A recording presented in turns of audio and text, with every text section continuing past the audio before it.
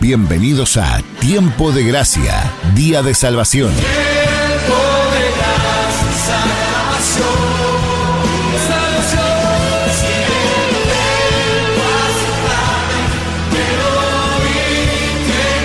Este es un programa en vivo que se emite cada sábado a partir de las 10 horas, donde nos sumergimos en las profundidades de las verdades bíblicas.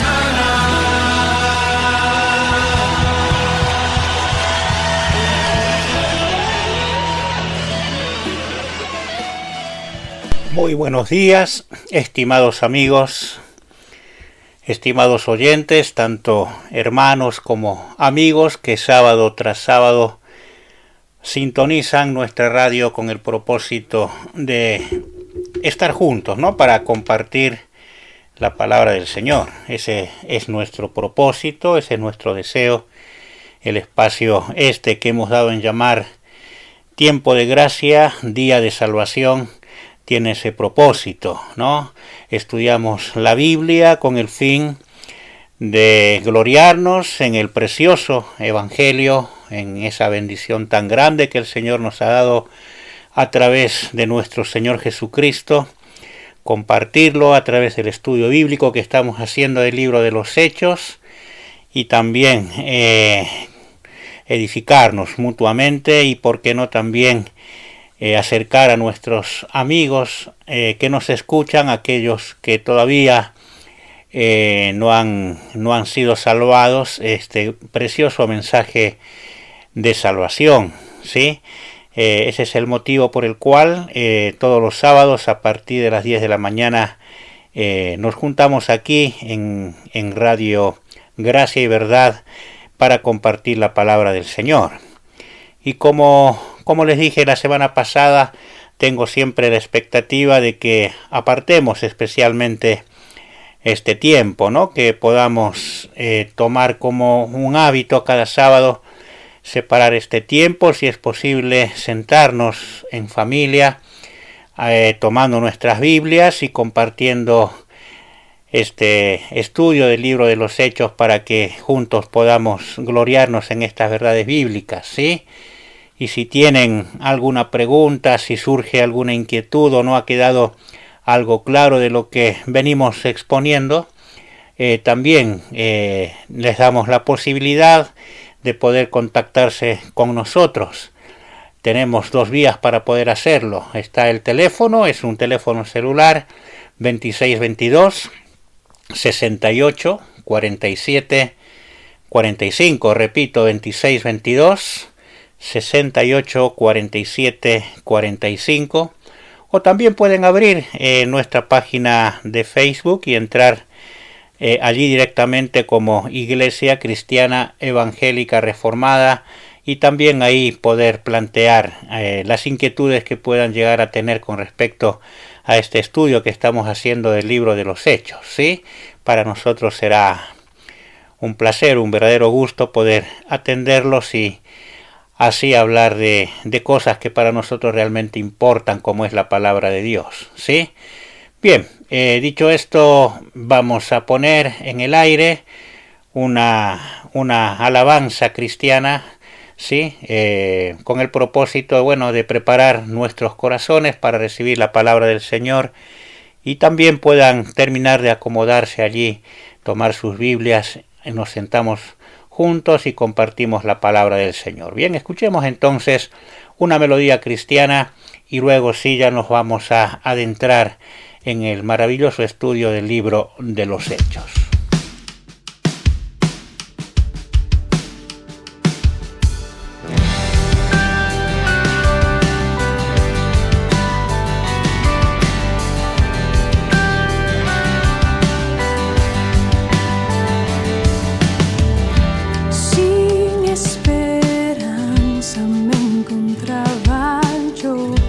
Muerto y perdido en mi transgresión,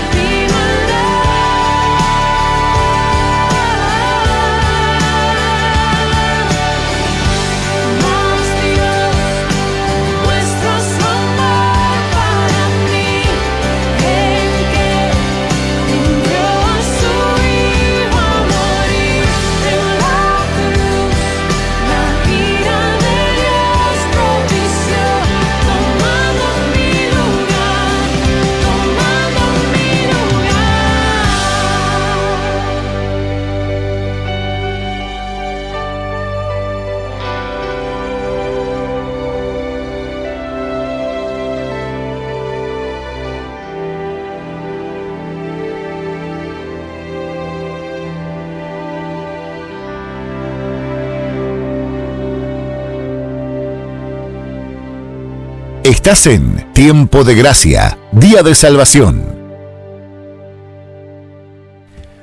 Bien, estimados oyentes, vamos entonces al libro de los Hechos. Abrimos nuestras Biblias allí. Estamos en la primera sección del bosquejo que nos hemos propuesto seguir. Esta sección abarca los primeros 8 versículos, ¿sí? Así que leemos allí la palabra del Señor, dice de la siguiente manera. En el primer relato, estimado Teófilo, quiero aclararles que estamos leyendo la versión de la Nueva Biblia de las Américas, ¿sí? Es la que utilizamos en nuestra iglesia y es la que vamos a utilizar para llevar adelante este estudio. Leemos, en el primer relato, estimado Teófilo, escribí acerca de todo lo que Jesús comenzó a hacer y a enseñar, hasta el día en que fue recibido arriba en el cielo, después de que por el Espíritu Santo él había dado instrucciones a los apóstoles que había escogido. A estos también, después de su padecimiento, se presentó vivo, con muchas pruebas convincentes, apareciéndoseles durante 40 días y hablándoles de lo relacionado con el reino de Dios. Y reuniéndolos les mandó que no salieran de Jerusalén, sino que esperaran la promesa del Padre, la cual, les dijo, oyeron de mí, porque Juan bautizó con agua, pero ustedes serán bautizados con el Espíritu Santo dentro de pocos días. Entonces los que estaban reunidos le preguntaban, Señor, ¿restaurarás en este tiempo el reino a Israel? Jesús les contestó, no les corresponde a ustedes saber los tiempos ni las épocas que el Padre ha fijado con su propia autoridad, pero recibirán poder cuando el Espíritu Santo venga sobre ustedes, y serán mis testigos en Jerusalén, en toda Judea y Samaria, y hasta los confines de la tierra. Esos son los primeros 8 versículos del capítulo 1 de este maravilloso libro de los Hechos, ¿sí? Hemos estado considerando el sábado anterior, lo último que vimos tiene que ver con aquella afirmación, ¿no?, que hace Lucas cuando nuestro Señor promete el advenimiento del Espíritu Santo, ¿sí? Cuando nuestro Señor finalmente regrese a su gloria, como Él lo prometió, habría de enviar, como efectivamente lo hizo, habría de cumplir esa promesa de enviar al Espíritu Santo. Y nosotros hemos considerado el sábado pasado que en realidad la obra del Espíritu Santo es de una importancia determinante dentro del no solo del nacimiento de la iglesia, ¿verdad?, sino también de su desarrollo, de su andar en este mundo. Hemos dicho también que en realidad el libro de los Hechos, más allá de relatar los hechos históricos de los primeros tiempos de la iglesia en esta tierra, nos pone de frente, nos pone de cara ante la obra majestuosa, ante la obra portentosa, podríamos decir, del Espíritu Santo en medio de la iglesia, la manera como comenzó a impactar en este mundo, ¿no? Y en realidad el Espíritu Santo siempre estuvo presente en la obra incluso terrenal de nuestro Señor Jesucristo, ¿no? Por ejemplo, cuando nuestro Señor nace, ¿no?, ya desde el mismo momento que Él pone sus santas plantas en esta tierra, el Espíritu Santo estuvo presente. Su misma concepción, el nacimiento de nuestro Señor, nosotros sabemos por las Escrituras, por los Evangelios, que es obra directa de la persona, de la tercera persona de la Santísima Trinidad, del Espíritu Santo. ¿Se acuerdan cuando Mateo relata el nacimiento de nuestro Señor Jesucristo? Lo hace con las siguientes palabras, allí en Mateo 1:18. Fíjense, Mateo dice, el nacimiento de Jesucristo fue como sigue, estando su madre María comprometida para casarse con José antes de que se llevara a cabo el matrimonio, se halló que había concebido por obra del Espíritu Santo. Ahí tenemos una expresión explícita de la intervención directa del Espíritu Santo en el nacimiento de nuestro Señor. Y para impedir que José, ¿se acuerdan? Al ver esta situación, José le había dolido mucho esta situación, por esta situación que está viviendo María, y él había pensado en dejarla. Y para impedir que José dejara a María por estar ella embarazada, el ángel Gabriel, ¿no?, enviado por Dios, le revela esta situación que estaba dentro de los propósitos de Dios, cuando le dice allí en Mateo 1:20, no temas recibir a María tu mujer, porque el niño que se ha engendrado de ella es del Espíritu Santo. ¿Ven? Es la misma afirmación que se le hizo en su momento a María, o sea, es corroborada por el ángel Gabriel también a José.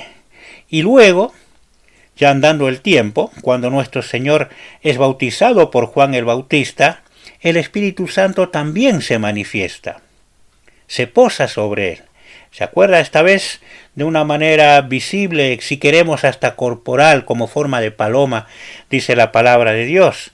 Y es el mismo Espíritu también quien conduce a nuestro Señor al desierto, donde fue tentado por el diablo, según nos relata Lucas en su Evangelio, en el capítulo 4. Y cuando nuestro Señor regresa a Galilea, también se nos dice que regresó en el poder del Espíritu, y así se difundía su fama por toda la región. Vemos cómo la acción del Espíritu Santo siempre está presente en el ministerio público de nuestro Señor Jesucristo, ¿no? Y es el mismo Cristo quien se encarga de atribuir la obra del Espíritu Santo en todo su ministerio terrenal. Fíjense, en la primera exposición bíblica que da nuestro Señor en aquella aldea donde Él se crió, en Nazaret, cuando nuestro Señor ya se disponía a comenzar su ministerio terrenal, Él aplicó claramente a sí mismo una de las profecías mesiánicas, podríamos llamarle una de las más notables, ¿no?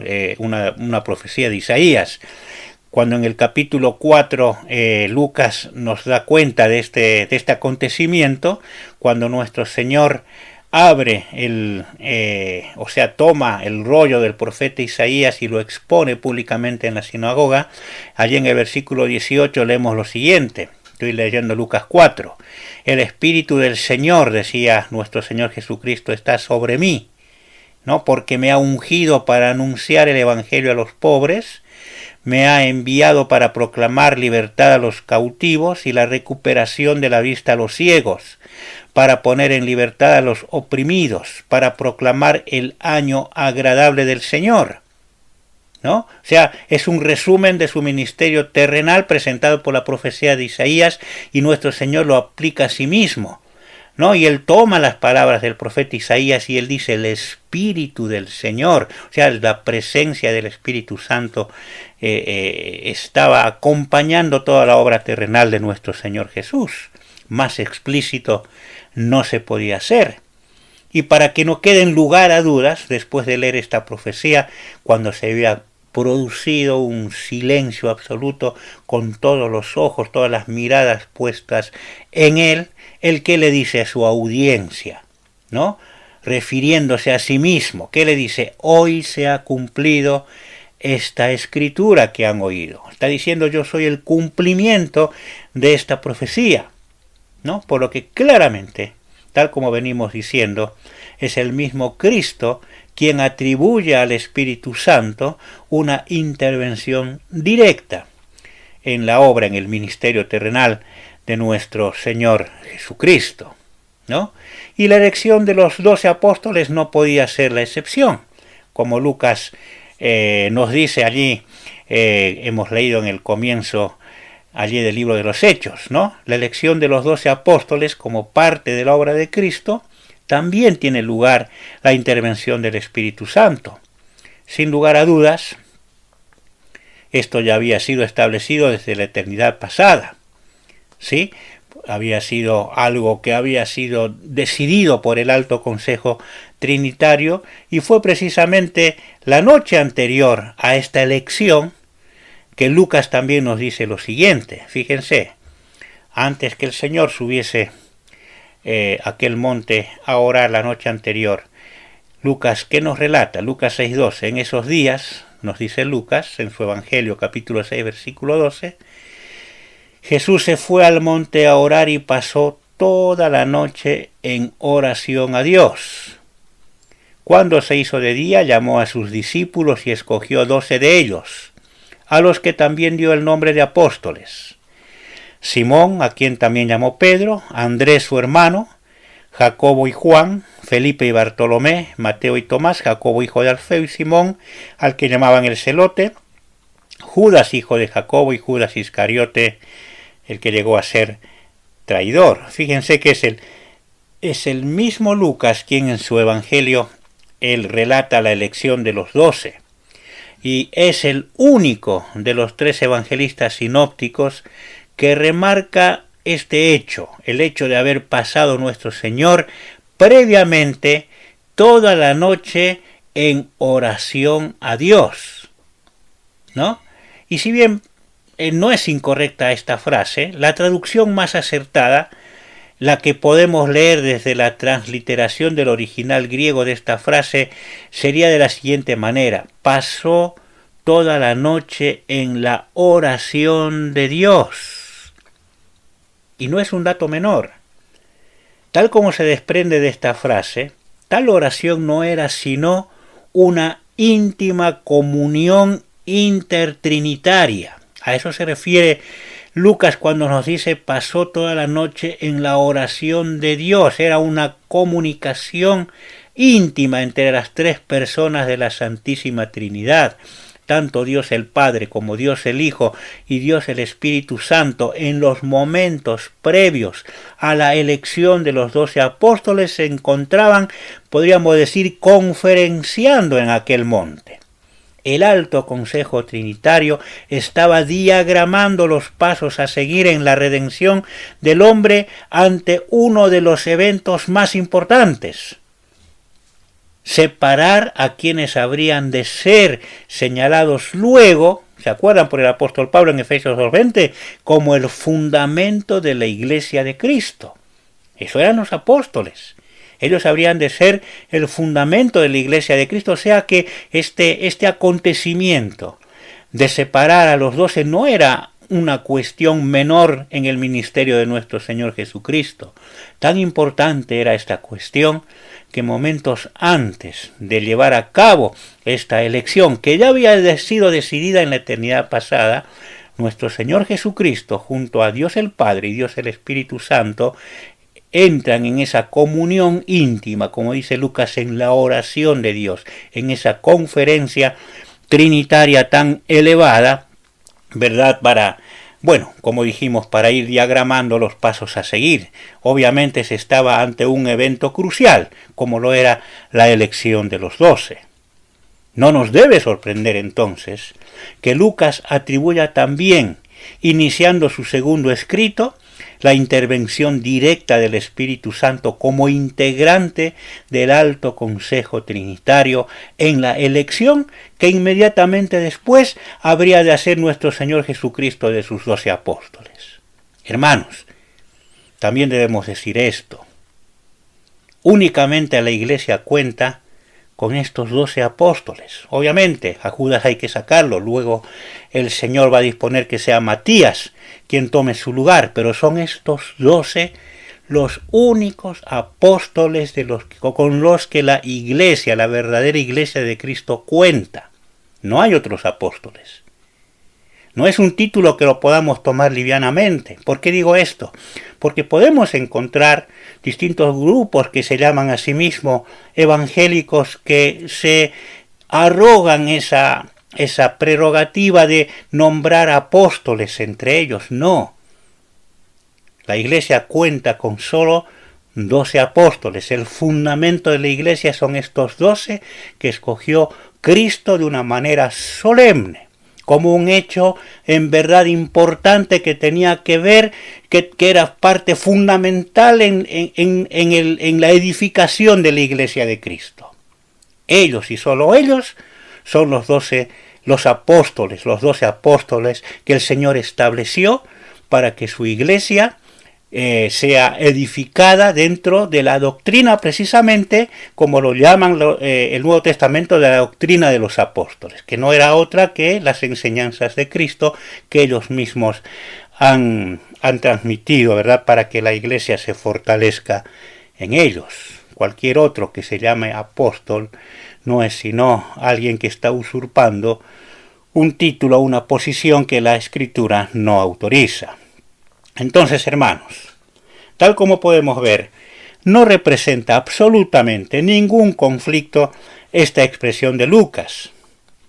La gramática del griego le permitía que con una sola frase involucrar al Santo Espíritu de Dios, como hemos visto el sábado pasado, tanto en los mandamientos o instrucciones dados por Cristo a sus apóstoles, como también en la elección de los mismos.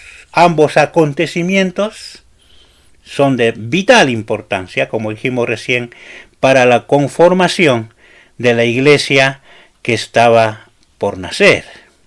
¿Sí? A continuación, siguiendo avanzando con el relato, Lucas va a seguir enfocado en quienes serían protagonistas determinantes en la formación de la iglesia, en los apóstoles, obviamente, ¿no? Luego de haber marcado la intervención directa del Espíritu Santo en las últimas instrucciones dejado por el Señor y en la elección de los mismos, ahora Lucas se va a referir a la manifestación clara y concreta que hizo Cristo ante ellos después de su padecimiento. Fíjense, versículo 3, capítulo 1 de Hechos, versículo 3. A estos también, ¿a quiénes? A los apóstoles, ¿sí? Después de su padecimiento, se presentó vivo, ¿no? Después de haber padecido nuestro Señor, haber sido muerto, se presentó vivo con muchas pruebas convincentes. También me gusta la expresión de la versión Reina Valera 1960, se presentó vivo con muchas pruebas indubitables, dice la Reina Valera, apareciéndoseles durante 40 días y hablándoles de lo relacionado con el reino de Dios. Con esta breve frase, después de su padecimiento, Lucas está resumiendo los acontecimientos que van, ¿verdad?, de los hechos vividos por nuestro Señor desde Getsemaní, ¿se acuerdan? Allí donde Él derrama su espíritu en oración al Padre, hasta su muerte en la cruz, y su consecuente sepultura en el sepulcro de José de Arimatea, ¿no? Es a estos hechos Lucas llama su padecimiento, ¿sí? Acontecimientos conocidos, nosotros los conocemos como la pasión y sepultura de Cristo, ¿sí?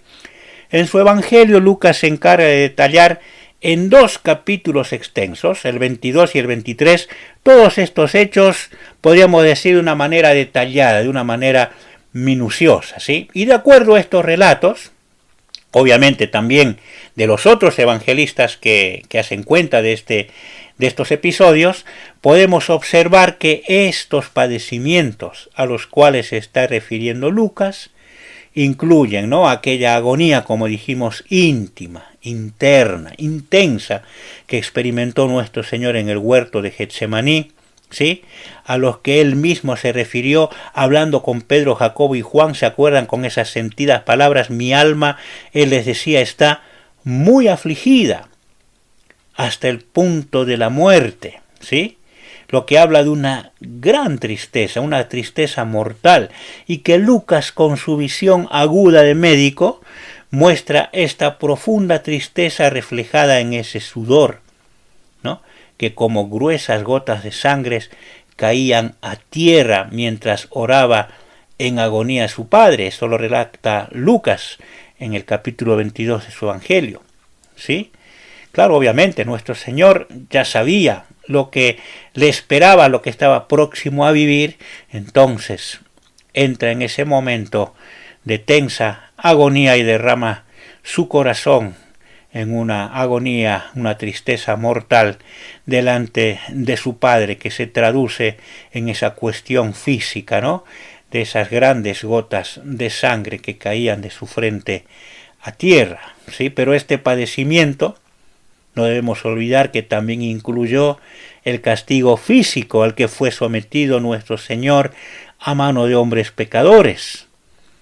Lucas, en breves pero claras y sentidas expresiones, nos habla de ¿qué? Nos habla de burlas, de golpes, oprobios, humillaciones, blasfemias que padeció nuestro Salvador, y lo hizo en silencio, ¿sí?, sin dejar de tener en cuenta, podemos decir, los azotes, la corona de espinas, los escupitajos, con los que Mateo completa, ¿no?, este siniestro cuadro, el cual tiene que atravesar nuestro Señor antes de ser llevado para ser crucificado.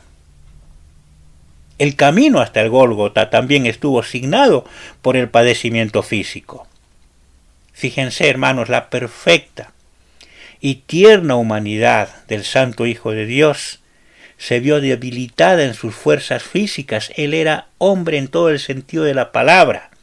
El peso de su cruz, de esa pesada cruz, en ese penoso trayecto que va de Jerusalén al Gólgota, hizo que los soldados romanos tomaran a Simón de Cirene para llevar la cruz, porque Jesús ya había caído exhausto bajo el peso de esa cruz, ¿no?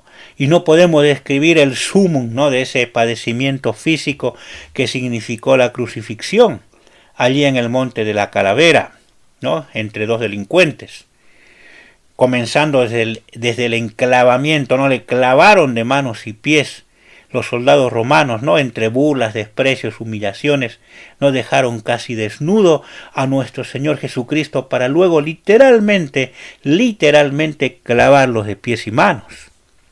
Y luego, hermanos, ya crucificado, nuestro Señor habría de sufrir las humillaciones y burlas que significaban las injurias, ¿no?, de esa multitud que hace poco se había visto tan beneficiada con las curaciones, las sanaciones y demás actos de amor que nuestro Señor había desplegado en ellos.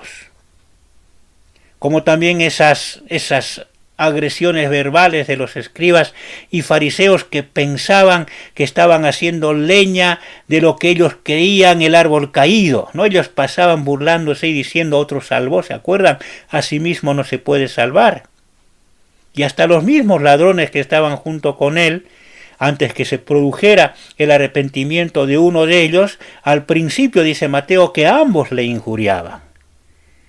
Pero el clímax, hermanos, de todo ese padecimiento al que se refiere Lucas, más allá de estos indescriptibles padecimientos físicos, fue el castigo. Preste bien atención a esto, estimado hermano, estimado amigo, fue el castigo no tanto ante los tribunales humanos, tan injustos y malintencionados.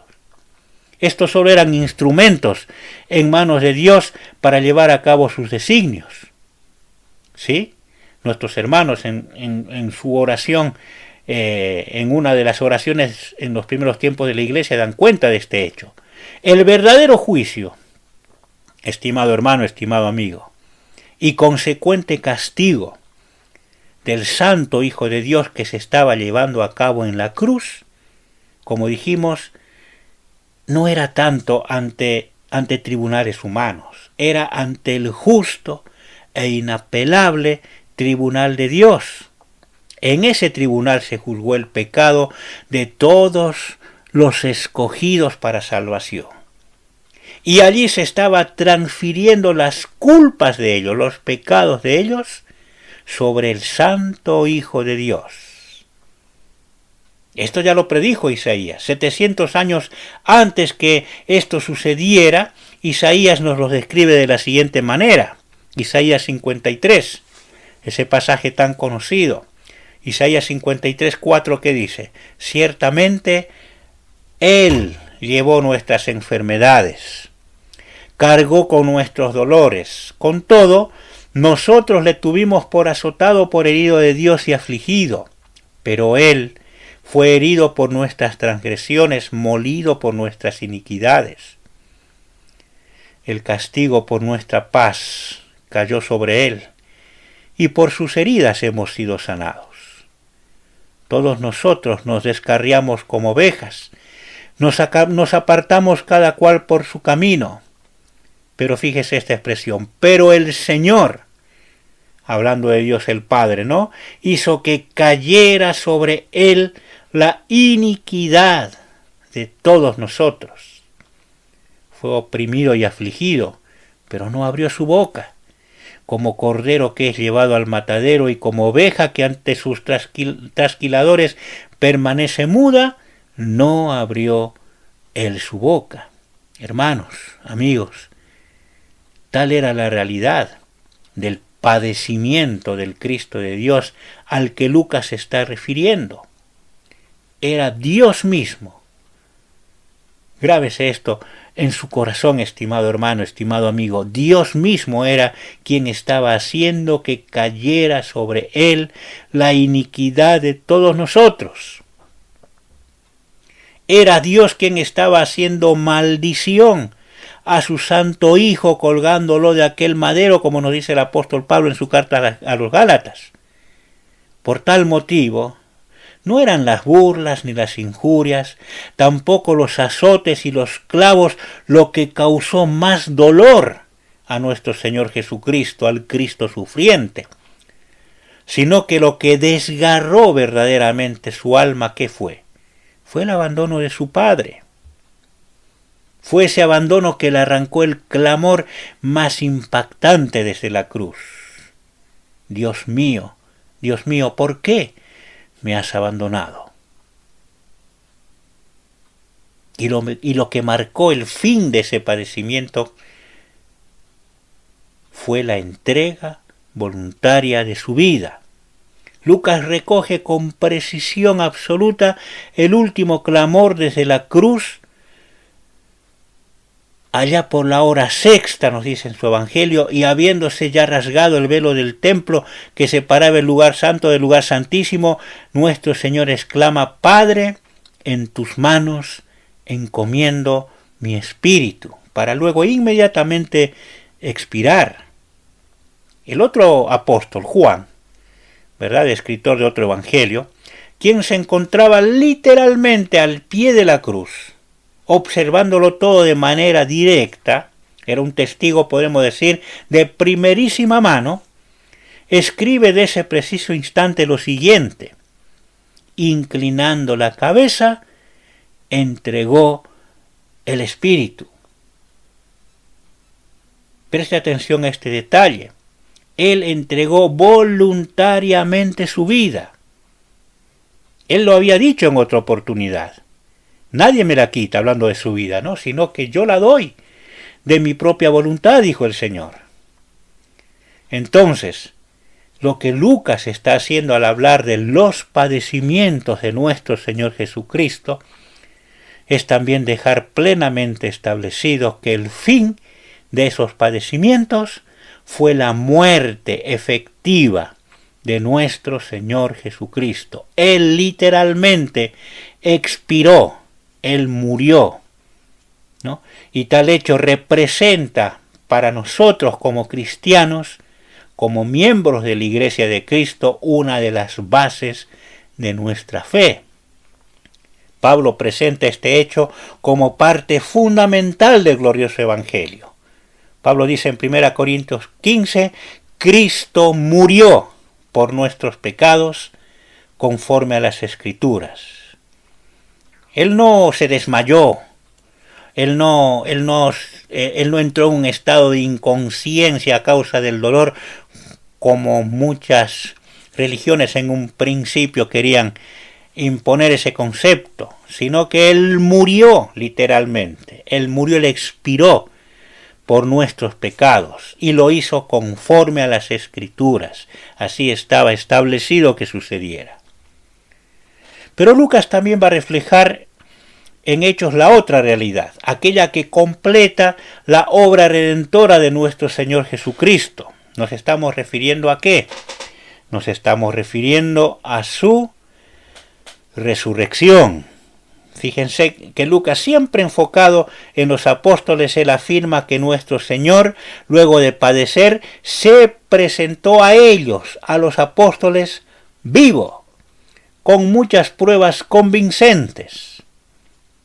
Y esta, hermanos, es una expresión en verdad importante, puesto que después de haberse producido su resurrección, es decir, volver a tomar voluntariamente su vida, ¿no? Que tal como él lo dijo, él tenía poder para hacerlo, él mismo se presenta delante de los suyos vivo, con muchas pruebas convincentes o indubitables. Y decimos que es una expresión importante porque nunca fue intención de nuestro Señor esconderse una vez resucitado. Aquí no se trata que los discípulos, improvisado casualmente, habrían visto o encontrado al Cristo resucitado. No, no es que ellos caminando por algún sendero allí se toparon con él. No, sino que nuestro Señor Jesucristo, él mismo tomó la iniciativa de presentarse ante ellos. Y así fue, hermanos, desde el mismo momento en que la tumba fue encontrada abierta. ¿Se acuerdan de aquellas mujeres que aquel primer día de la semana fueron a visitar la tumba de nuestro Señor con la intención de ungir el cadáver con perfumes? Era la costumbre de la época, ¿no? Ellas reciben de parte de aquellos seres angelicales la noticia de la resurrección de nuestro Señor y corren presurosas a dar estas noticias a los apóstoles. ¿Y qué pasó? Es Cristo mismo, ¿no?, quien sale al encuentro de ellas. Los ángeles ya se lo habían dicho. No está aquí, él ha resucitado, porque están buscando entre los muertos al que vive, no está acá en la tumba. Ellas ya tenían una noticia, podríamos decir, que era impactante, verídica, sustentada en los mensajeros que se las daban, pero no obstante, cuando ellas corren presurosas a dar esas buenas noticias a los apóstoles, es Jesús. Es Jesús mismo quien sale al encuentro de ellas, como un acto hecho a propósito. Él sale a encontrarse con ellas para confirmar lo que los ángeles les habían dicho. Eso nos relata Mateo en el capítulo 28 de su Evangelio. Y debemos decir que no fueron esporádicas las veces que nuestro Señor se presentó vivo después de haber resucitado. En las Escrituras se registran por lo menos 10 veces en el periodo que va entre aquella mañana, en aquellas mujeres fueron al sepulcro, y su ascenso a la gloria. Fíjense, la primera, ya señalada, estas mujeres que fueron muy temprano, muy de madrugada aquel día. La segunda, María Magdalena, Juan 20, 11 al 18. La tercera vez a los 2 discípulos caminos a Emaús, Lucas 24. La cuarta a Pedro, también en Lucas 24. La quinta a 10 de sus apóstoles, ¿se acuerdan? Faltaba Tomás, Juan 20, y Juan 20 también. La semana siguiente, ya con Tomás incluido, se aparece a los 11. La séptima a 7 de sus apóstoles que habían regresado a la actividad de la pesca, habían vuelto a sus quehaceres habituales, Juan 21. La octava a los 11 nuevamente, esta vez para encomendarles, ¿no? Para encomendarles lo que conocemos como la Gran Comisión, Mateo 28. La novena vez, según relata Pablo nos dice que se apareció a más de 500 hermanos a la vez, 1 Corintios capítulo 15, y la 10ª vez a uno de sus hermanos en la carne, a Jacobo, ¿no? 1 Corintios 15 también. Estas 10 veces, sin contar este relato de Lucas en los momentos previos a su ascensión, es el testimonio que tenemos de las Escrituras de esta afirmación de Lucas, que él se presentó vivo con muchas pruebas convincentes, con muchas pruebas indubitables. Y cada uno, hermanos, de los relatos ya citados, encierran, ¿no?, lo que Lucas presenta como pruebas convincentes de su resurrección. Y el hecho de que sea el mismo Cristo quien se presenta a ellos en reiteradas oportunidades, ya representa en sí mismo como una prueba contundente de su resurrección.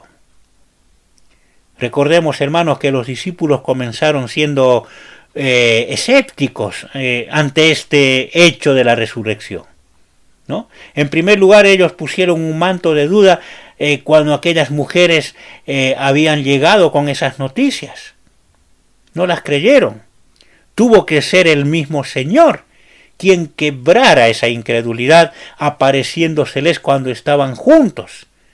Primero con Tomás ausente y luego una semana después con Tomás presente, mostrándoles las heridas de sus manos, mostrándoles su costado herido por esa lanza romana, invitándoles a poner sus dedos en los orificios de los clavos que presentaban sus manos, o tocar la abertura de la lanza romana que dejó en su costado. ¿Podía exigirse una mayor prueba que esa? Por eso Lucas describe, ¿verdad?, como pruebas convincentes. Y otra evidencia convincente en su evangelio, ¿no? Estamos hablando de Lucas, cuando en una de sus apariciones a los suyos ellos quedan espantados y aterrorizados porque pensaban que, obviamente, eran humanos, ellos estaban pensando que veían un espíritu, ¿no? Porque ellos le habían visto literalmente morir, habían visto cómo los soldados romanos bajaban ese cuerpo inerte de aquella cruz y lo habían visto ser depositado ese cuerpo en la tumba de José Arimatea y colocarse allí esa piedra delante de la tumba. Entonces, cuando ellos quedan espantados, aterrorizados, pensaban que veía un espíritu, y nuevamente nuestro Señor, ¿qué hace? Les invita a mirar y tocar sus heridas para que comprueben que verdaderamente era Él en persona. Lucas capítulo 24. Nuestro Señor les dice en esa ocasión: un espíritu no tiene carne ni huesos como ven que yo tengo. Por lo que era en verdad contundente, hermanos, la acumulación de pruebas convincentes de la resurrección de nuestro Señor Jesucristo, tal como Lucas nos lo está presentando. Y otra notable evidencia de la resurrección de nuestro Señor es el tiempo que estuvo todavía en esta tierra después de haberse producido, ¿no?, su resurrección. Lucas nos dice en este versículo 3 que fue un espacio de 40 días. Este periodo obviamente está demarcado, ¿no?, entre el momento de su resurrección hasta el instante de su ascensión, ¿sí? Hecho que tampoco estuvo rodeado, ¿no?, de un halo de misterio, sino que fue en presencia de muchas personas. Lucas se encarga de remarcar este hecho en su evangelio, ¿sí? Lucas 24, 50 y 51. Y ahora en su segundo tratado, Lucas Hechos 1:9, ¿no? Fue Cristo mismo quien los llevó al monte y delante de ellos subió a su Padre. No, él no tenía por qué esconderse. Él no tenía ninguna cuestión con la cual crear un halo de misterio.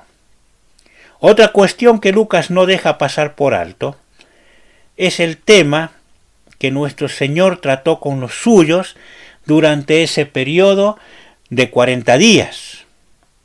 Nuestro Señor, según nos relata Lucas, trató con los suyos los temas relacionados al reino de Dios. Textualmente dice, hablándoles de lo relacionado con el reino de Dios. Es decir, que en los distintos momentos y lugares en los cuales nuestro Señor se presentó a los suyos durante ese periodo de 40 días, cuál era el tema preponderante de sus instrucciones finales: el reino de Dios. Y en verdad, hermanos, en verdad, amigos, este no era un tema que a los discípulos de nuestro Señor les era ajeno. Desde el mismo momento de su manifestación pública, durante su ministerio terrenal, nuestro Señor ya se había referido, se había manifestado con respecto a este tema. ¿Se acuerdan? Marcos registra en su Evangelio expresiones de nuestro Señor, ni bien comienza su ministerio terrenal allí en la región de Galilea. Allí le escuchamos decir a nuestro Señor, según relata Marcos en su Evangelio en el primer capítulo, versículo 14, ¿se acuerdan? Juan ya había sido encarcelado y viene Jesús a Galilea proclamando el Evangelio de Dios, nos dice Marcos. ¿Y qué decía nuestro Señor? Marcos 1:15, el tiempo se ha cumplido, ¿no? Y el reino de los cielos se ha acercado. Arrepiéntanse y crean en el Evangelio. Estas expresiones de nuestro Señor, esta carta de presentación es en verdad reveladora, ¿no? Señalan el preciso momento en que el reino de Dios se estaba manifestando visiblemente a los hombres. Y ese momento no es otro que la manifestación en carne del mismo rey de ese reino en la persona de nuestro Señor Jesucristo. Y tal hecho, según dice nuestro Señor, según él mismo lo dice, representaban noticias realmente buenas, noticias de parte de Dios mismo. Nuestro Señor habla de esa manifestación de su reino como el Evangelio de Dios. Jesús vino proclamando el Evangelio de Dios y señala el verdadero camino hacia ese reino, el arrepentimiento y la fe. Las primeras palabras de nuestro Señor, ni bien puso sus pies en este mundo, fuese arrepiéntanse y crean en el Evangelio.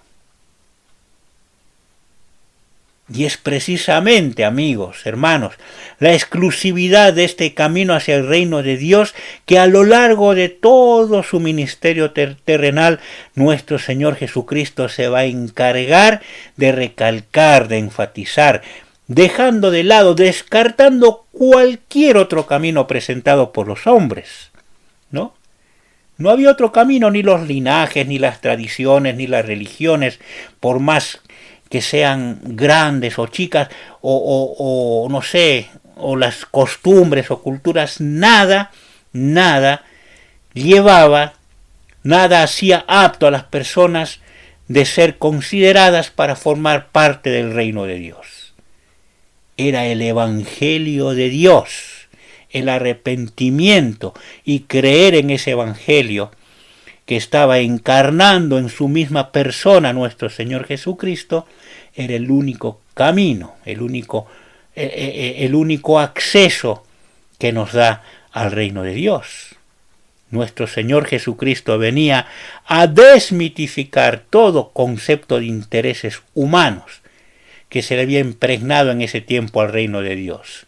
Él venía a establecer que lo que verdaderamente significa el reino de Dios es la liberación o la salvación de la esclavitud más grande que el hombre puede experimentar. Estamos hablando de la esclavitud del pecado, esclavitud que finalmente desemboca en la condenación eterna.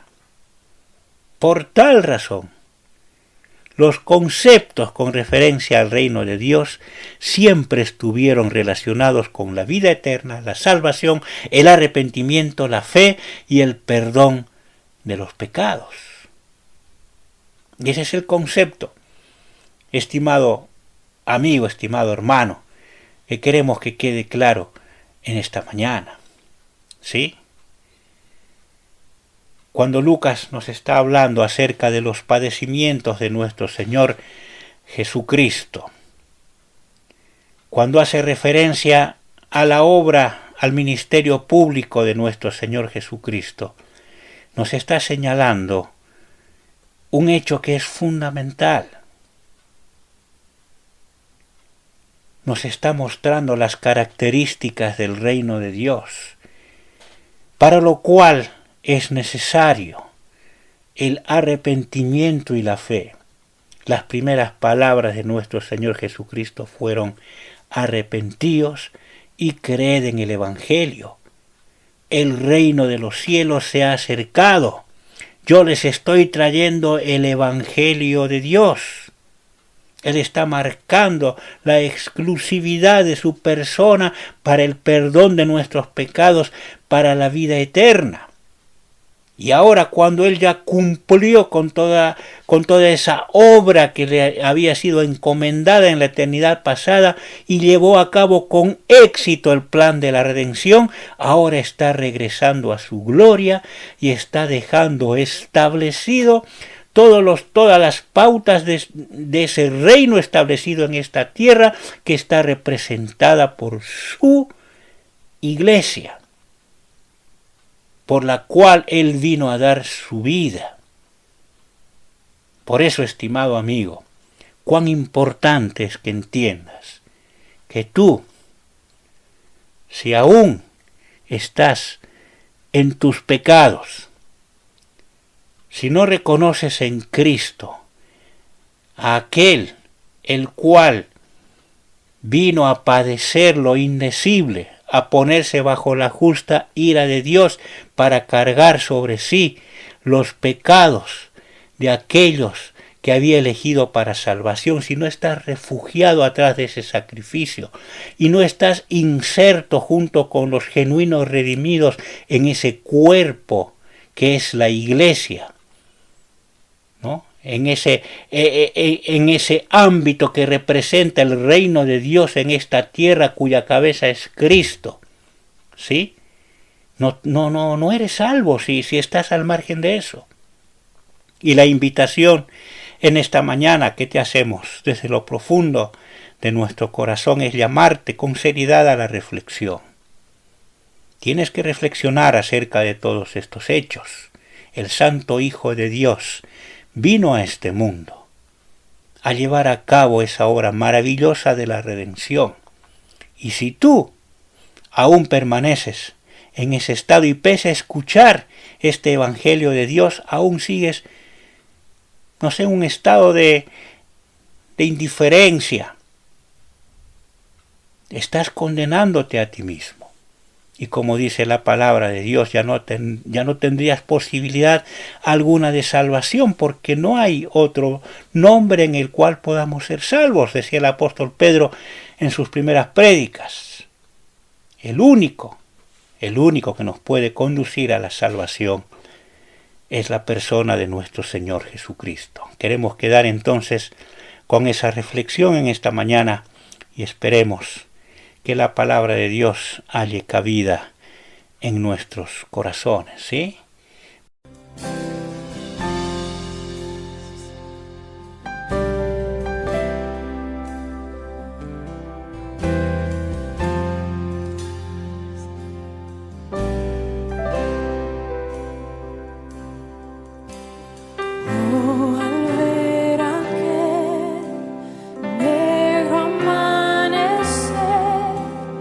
Cristo entregado.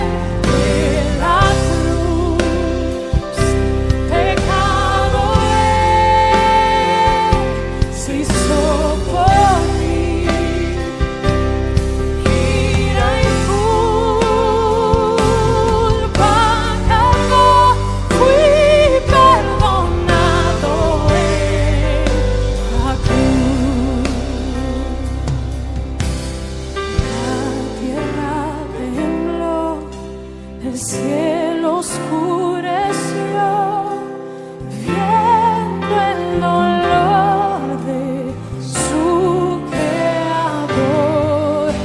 El velo se rasgó, se escuchó el clamor, su obra consumó. El poder de la cruz, pecado se hizo por mí. Ira y culpa cargó, fui perdonado en la cruz. Al ver mi nombre allí escrito sobre ti, por tus dolores libre soy. Él te derrotó, la vida me otorgó, tu incomparable amor. El poder de la cruz, inmolado por mí. Qué gran precio y amor, fui perdonado en la cruz. El poder de la cruz, inmolado por mí. Qué gran precio y amor, fui perdonado en la cruz.